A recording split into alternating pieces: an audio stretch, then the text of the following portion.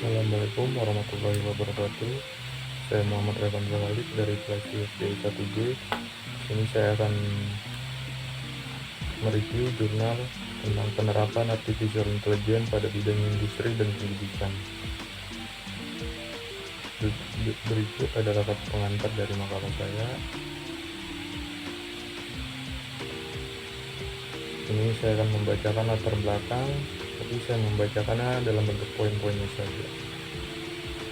Artificial Intelligence atau AI merupakan salah satu teknologi yang sedang populer saat ini di berbagai bidang industri, bisnis, pendidikan sudah memanfaatkan teknologi tersebut, mungkin dari kesehatan, keuangan, pembelajaran, dan lain-lain. Tidak hanya itu saja, Artificial Intelligence juga sudah banyak diterapkan kehidupan sehari-hari. Artificial Intelligence banyak membantu dalam berkomunikasi, menemukan lokasi. Artificial Intelligence atau kecerdasan buatan adalah sistem komputer yang mampu melakukan tugas-tugas biasanya membentuk kecerdasan manusia. Teknologi ini dapat membuat keputusan dengan cara menganalisis dan menggunakan data yang tersedia dalam sistem. Proses yang terjadi dalam Artificial Intelligence mencakup learning, reasoning, dan self-correction. Proses ini mirip dengan manusia yang melakukan analisis sebelum memberi keputusan. Menurut John McCarthy tahun 1956, Artificial Intelligence adalah untuk mengetahui dan memodelkan proses-proses berpikir manusia dan mendesain mesin agar dapat menirukan perilaku manusia.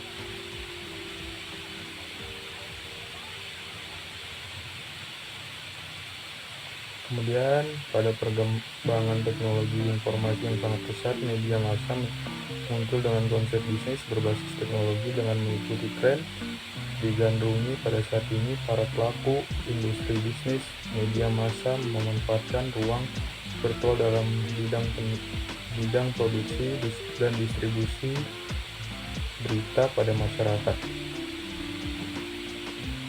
Kemudian, menurut Paul Gilster dalam bukunya yang berjudul Digital Literasi tahun 1997, literasi digital diartikan sebagai kemampuan untuk memahami menggunakan informasi dalam bentuk dari berbagai sumber yang sangat luas yang diakses melalui piranti komputer.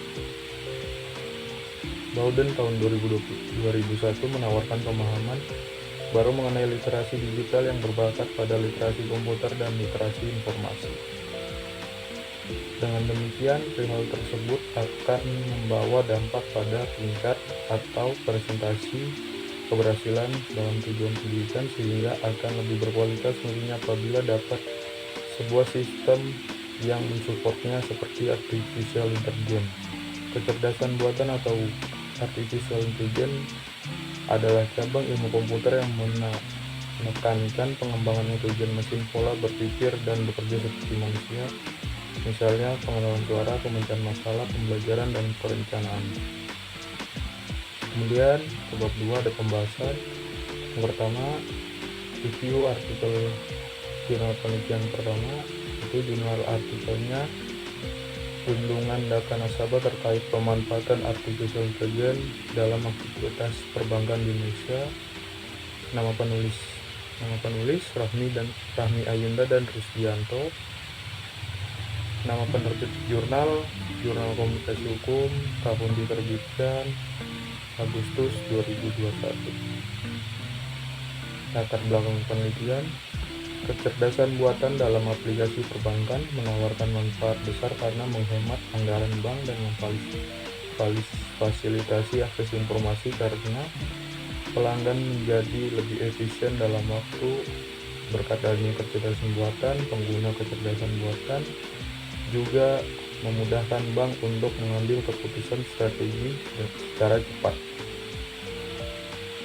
Kemudian rumusan masalah penelitian. Yang pertama, bagaimana pemanfaatan Artificial Intelligence dalam aktivitas perbankan Indonesia. Yang kedua, bagaimana penerapan Artificial Intelligence dalam aktivitas perbankan Indonesia.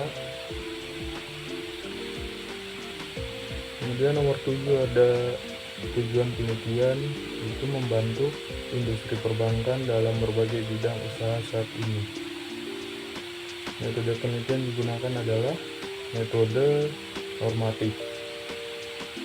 Kemudian hasil pembahasannya, kemajuan teknologi AI menawarkan banyak keuntungan bagi perbankan di Indonesia. Salah satunya keuntungan yang paling terkenal dari perbankan teknologi adalah nasabah merasa perbankan lebih hemat waktu, efisien, dan lebih mudah dijalankan dengan bantuan teknologi, menurut Isemadi dan Prandias.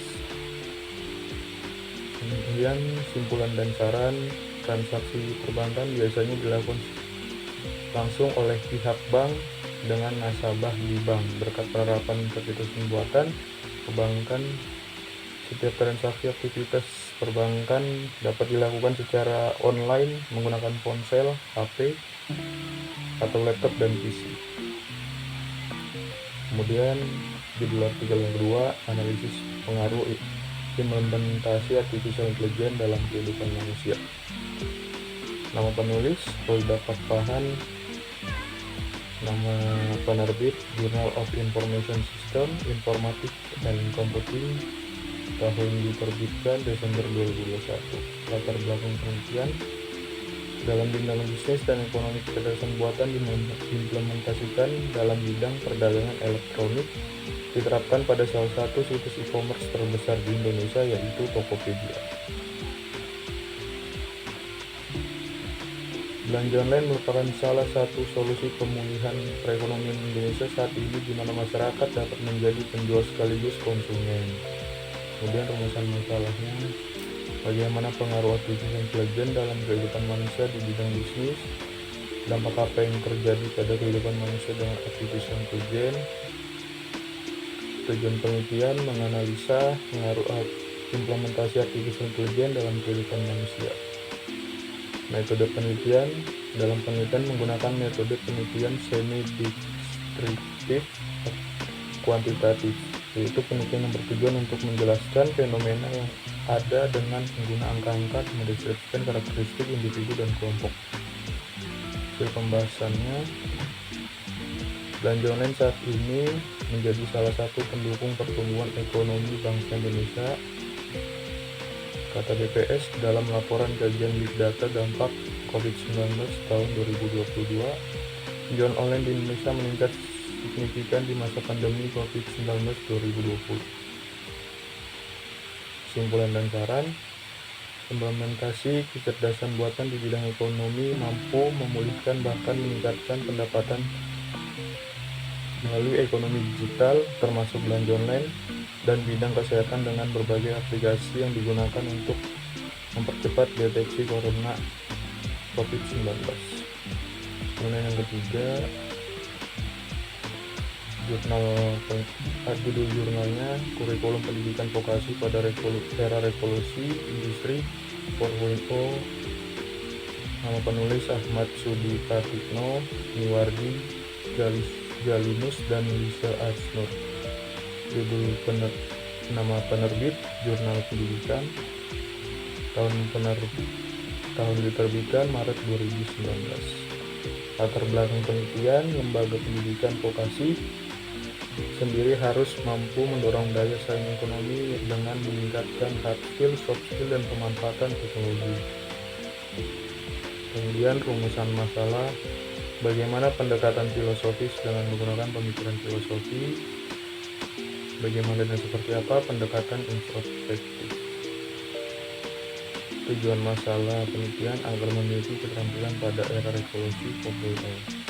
Metode penelitian yang digunakan adalah dalam penulisan artikel ini adalah metode analisis keputusan atau library research. Hasil pembahasan penelitian, pendekatan filosofis menggunakan pemikiran filosofis untuk menentukan isi kurikulum. Kemudian pendekatan introspektif melibatkan sekelompok guru dan administrator pendidikan vokasi dan komite penasihat kurikulum dengan perwakilan dari dunia bisnis dan industri. Kesimpulannya dan saran, peralihan ke era revolusi industri telah mempengaruhi lembaga pendidikan, khususnya pelatihan vokasi.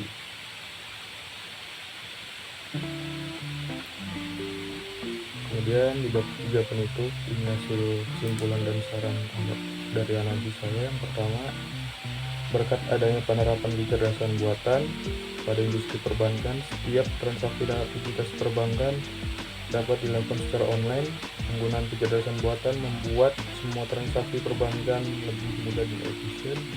Yang kedua, implementasi kecerdasan buatan di bidang ekonomi mampu memulihkan keadaan dan meningkatkan pendapatan melalui ekonomi digital, termasuk bisnis dan juga bidang kesehatan dengan berbagai aplikasi yang digunakan. Yang ketiga, dalam paradigma baru ini, peran guru tetap menjadi perencana strategi, fasilitator pembelajaran, bukan fasilitator dan motivator bagi siswa atau mahasiswa dalam pembelajaran efektif dan optimal. Kemudian ada saran. Yang pertama, penerapan kecerdasan buatan harus dibarengi dengan pembentukan regulasi untuk menghindari tindakan atau dampak negatif timbul dari penerapan kecerdasan buatan pada sistem ini, karena pengenalan peraturan baru yang secara legal mengamankan pengguna kecerdasan buatan dapat meminimalkan terjadinya kejahatan di dunia maya. Yang kedua, artificial intelligence dengan segala kemajuan. Oleh karena itu, adanya baiknya masyarakat untuk mengupgrade pengetahuan khususnya di bidang teknologi. Yang ketiga, pengembangan kurikulum pendidikan vokasi di era revolusi industri 4.0 menggunakan sinergi dengan pemerintah, lembaga pendidikan, dan industri. Berikut daftar pustaka yang saya kutip dari Bina. Sekian dari presentasi saya tentang penelitian artificial intelligence di bidang industri, bisnis, dan pendidikan. Kurang lebih mohon maaf. Terima kasih.